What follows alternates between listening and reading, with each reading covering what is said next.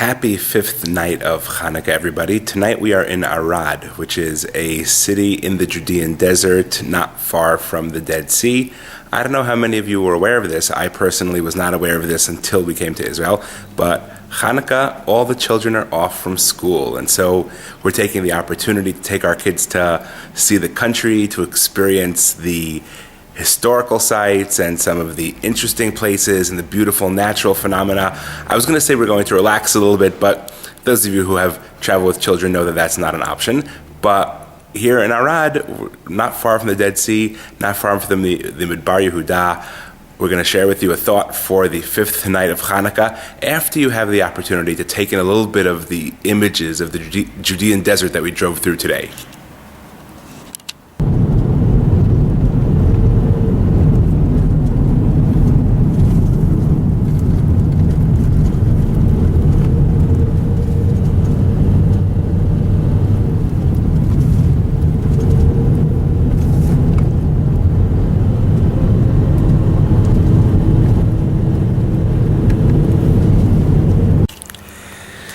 As we drove through the vast, expansive wilderness of the Midbar Yehuda of the Judean desert today, Julie commented to me that being in the desert really drives home how insignificant we are. You know, you realize how huge the desert is, how intimidating the mountains are. The vast nothingness of the desert drives home that we're just little specks in the broader spectrum of creation.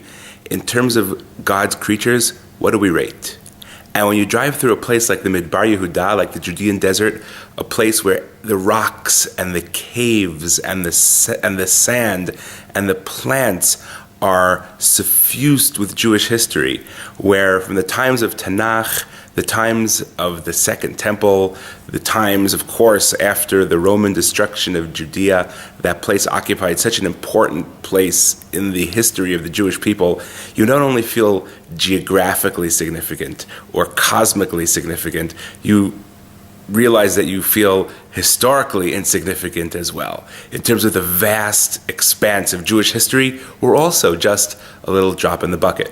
And yet, in many ways, that's a Chanukah message as well.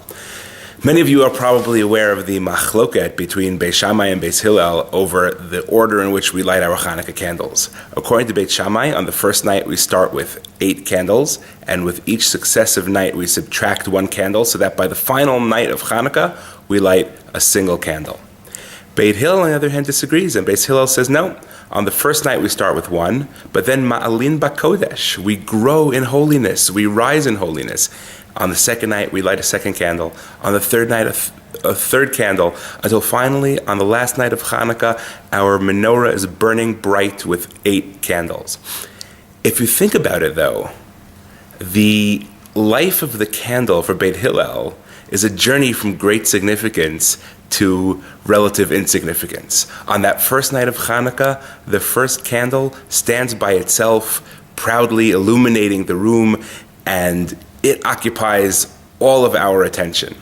But by the final night of Chanukah, when 8 candles are burning in the Chanukiah, how significant is any one of those candles? How significant is one of those nerot? How significant a place does it occupy in our consciousness when we can look at a full menorah full of burning candles? And that's exactly the point that Beit Hillel is making when they say, Ma'alin bakodesh, we rise in holiness. We start with 1. We start alone.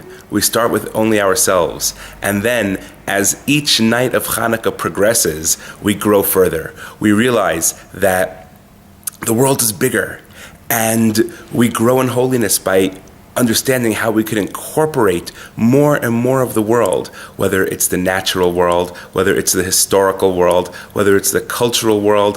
The more of that we begin to realize is holy, the less significant we ourselves feel, the less central we see our own place in the cosmos and in God's creation and in the great drama of history. And yet on Chanukah we celebrate that.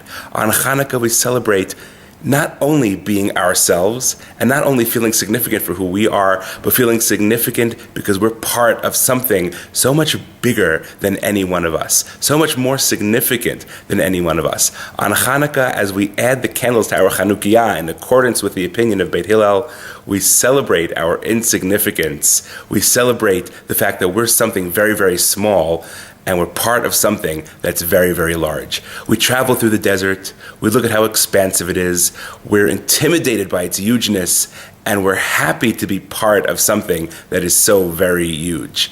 I wish everybody a very wonderful fifth night of Chanukah.